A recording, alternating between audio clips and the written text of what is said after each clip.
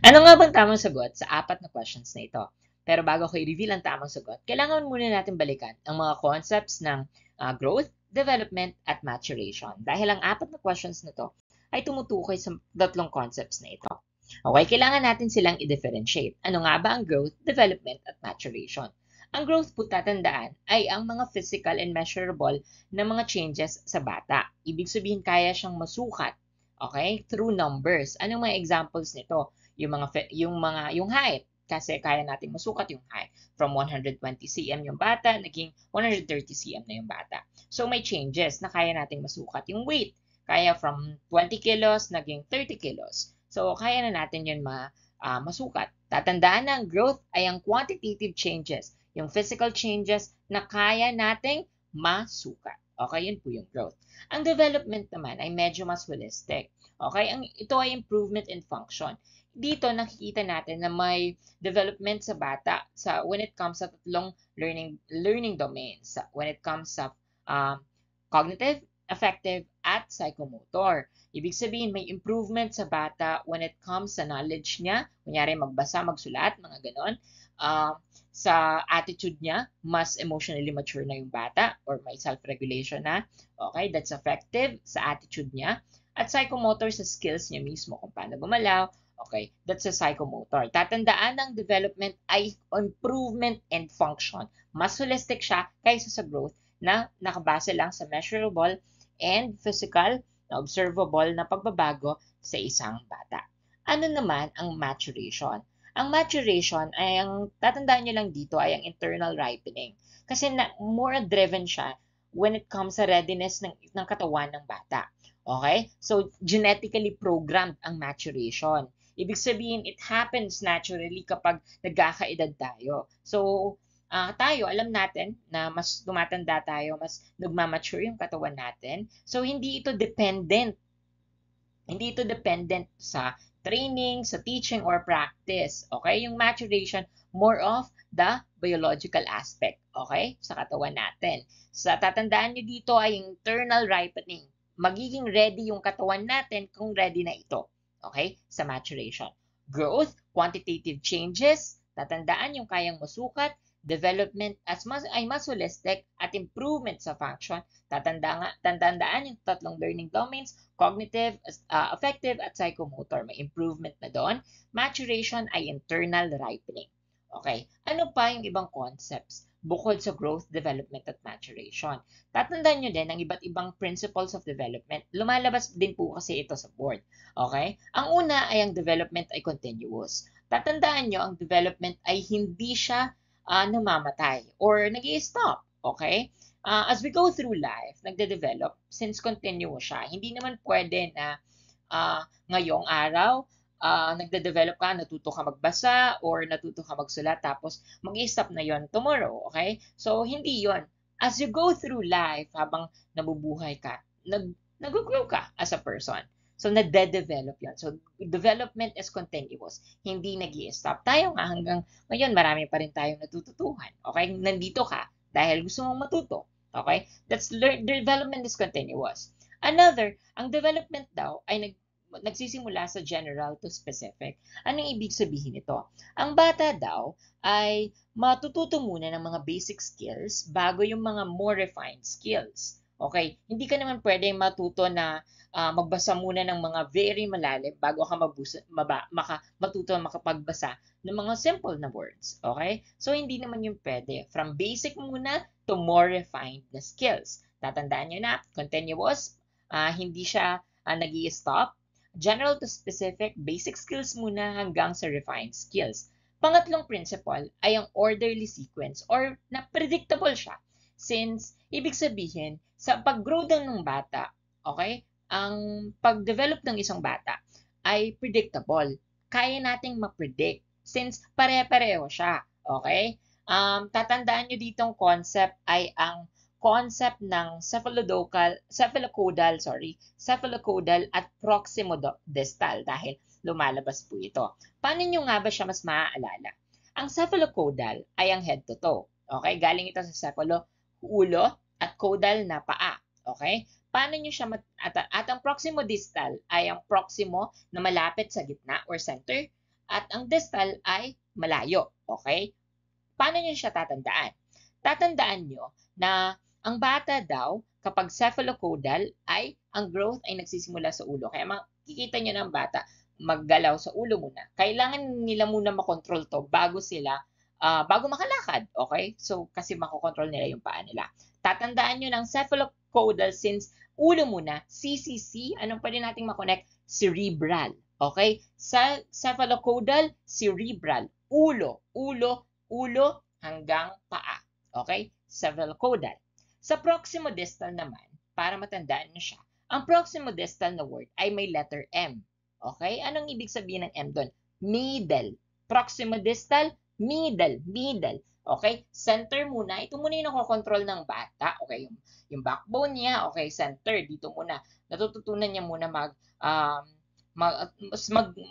sit. Okay? Umupo. Okay? Dito muna sa gitna bago tumayo. Okay? So, dito. Middle hanggang sa paa niya. Okay? Distal. Dito sa may toe na. Okay?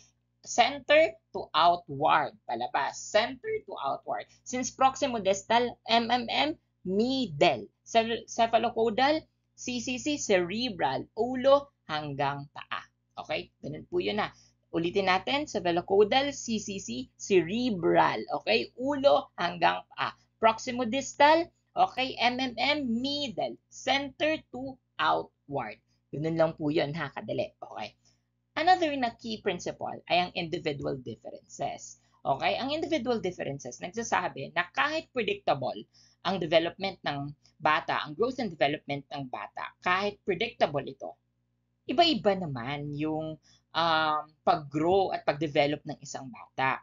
Mapapansin natin yan na ang bang mga bata ay may mga batang natututo agad, tapos yung iba, medyo delay. Okay? So, iba-iba yung rates. Merong mas nakakalakad ng mas maaga, tapos mas nakakahawak ng mga pens, okay, ng lapis. So, iba-iba. May individual timeline tayo. Kahit ngayong mga matatanda, merong individual timelines tayo. Dahil doon, may pagkakaiba-iba tayo. So, that's the concept of individual differences. Lagi nyo itong tatandaan dahil kapag nasa classroom na kayo, iba't ibang estudyante ang makikita nyo. Okay? So, kailangan yung i-deal to. So, that's the concept of individual differences. Huwag mag-put ng external pressures sa kanila. Okay? Na pare-pareho, iba-iba naman yung timeline nila. Okay? Another is the concept of ang development daw ay yung factors na dalawang to. Ang nature at nurture. Anong nature? Basically, ito ay driven by our heredity or biological. Yung namana mo sa mga magulang mo. Okay? That's the nature. Environment ay kung ano ang nasa paligid mo. That's the nurture side. Exposed ka ba sa mga taong ganito? Okay? Ganito ka mag-grow or made-develop ka na ganito. Okay? So, environment, both of these factors, the nature and nurture, the heredity and environment, nakaka-epekto ito kung paano ka as an individual. Okay? Yun po yung concept ng nature and environment or nature and nurture. Okay? Yun po yung tatandaan na ang growth and development, number 1 ay continuous, general to specific, orderly sequence, cephalocodal at proximodistal, tatandaan, individual differences, at ang concept ng nature at nurture. Okay, balikan natin yung 4 na tanong. Maturation daw refers to development that is mainly A. Influenced by teacher strategies, controlled by environment alone, dependent on biological readiness, shaped by rewards and punishment. Ano daw ang maturation? Anong tatanda na keywords maturation? Internal ripening. Okay? That's the ripening. Kapag ready na ang katawan, okay, maging ready na siya. Okay? Maturation. Influenced by teacher strategies. Okay? Baka siguro learning to. Okay? Another concept pala is learning, about learning. Ang learning is yung change in behavior. Okay? Yun lang po yun. Okay? Teacher strategies. Influenced ba? Okay? Ang maturation ba? Influence ng teacher strategies? Hindi. Okay? So, possible, development pwede pa. Pero yung maturation, hindi. Kasi biological to. Okay? Kaya hindi letter A. Controlled ba ng environment alone? Ang maturation, hindi. Kasi biological nga. Okay? Hindi siya environment. Okay? Development pwede pa. The concept of nature and nurture. Okay? How about shaped by rewards and punishment? Hindi naman. Kasi that's the behavioristic approach. Okay? Rewards and punishment. Okay? That's more of the nature and nurture concept again. Okay? Hindi po siya. Kaya, maturation, ang concept ng maturation is biological readiness. Okay, that's the correct answer. Letter C. How about the next question? Which situation best illustrates development rather than growth? Okay, difference daw ng development at growth. Okay, diniscuss na natin kanina. Okay, growth is quantitative. Ang letter A ba ay quantitative? Yes, may number nga, 5 kilograms. So, that's not development. That's more of growth. Okay. Letter B. A learner becomes taller than last year. Tall. Anong tall? Height. Okay, that's height. So, that's growth. That's measurable. Letter C. A pupil shows improved problem-solving skills. Okay, problem-solving skills. Okay, ano yung skills? More of, ano yung problem-solving skills? Nasa ano siya? Okay? Nasa development. Very good kasi mas holistic yung problem-solving skills. Possible na cognitive. Okay? So, kasi more of knowledge yung nag-gain ng bata. So, that's development. Mas holistic. Ang letter D naman, bakit hindi ang letter D? Kasi head circumference increases. Kaya nating masukat. Ito, okay? Yung ulo, yung size daw. Organ, size ng organ. Okay, dito yung ulo. Pwede nating masukat. Okay? That's the physical change. Hindi po siya. Kaya ang tamang sagot ay letter C, development. Okay? Improvement in function. Tatandaan. Next question tayo. Ano naman ang sagot dito? A grade 2 pupil still cannot write neatly despite constant practice. Okay, hindi daw makapagsulat. The teacher later realizes that the child's fingers muscles are not yet ready. Okay, yung muscles daw ng bata ay hindi pa ready. Ano daw ang in-emphasize nito? Importance ng ano? Okay? Okay, yung teacher, finger muscles. Ano yung finger muscles? More of ano? Nasa katawan natin. Okay? So, concept ng possible na nag-i-increase ba? Okay? Nag-i-increase. So, hindi ito growth. Finger muscles, more of biological. Okay? So, biological. So, anong ibig sabihin ito? Maturation yung hinahanap natin. Kasi, ready. Ito yung word, are not yet ready. Finger muscles are not yet ready. Kasi ang maturation, dependent siya. Okay, dependent siya sa biological factors. Kaya maturation ang tamang sagot. Bakit hindi training? Hindi naman yan dependent dyan. Yung bata, kahit kung sabihin natin, hindi pa talaga handa yung katawan niya, hindi niya pa makakaya. Okay, so hindi yan training. Hindi naman yan reinforcement kasi hindi naman siya factor ng teacher. Okay, o kaya rewards or punishment. Okay, so hindi naman reinforcement. At saka hindi yan motivation. Hindi yan motivation na kasi grade 2, okay? Hindi naman. That's more of the biological aspect. Wag pong i-overthink ha. Intindihin lang yung tanong. Finger muscles are not yet ready. Biological readiness, yung maturation. Kaya ang tamang sagot po dito ay maturation. How about naman ito? Growth and development vary from person to person and is exemplified in the principle of. Okay, paulit-ulit tayo dito. Growth and development daw nagva-vary sa iba't ibang tao from person to person.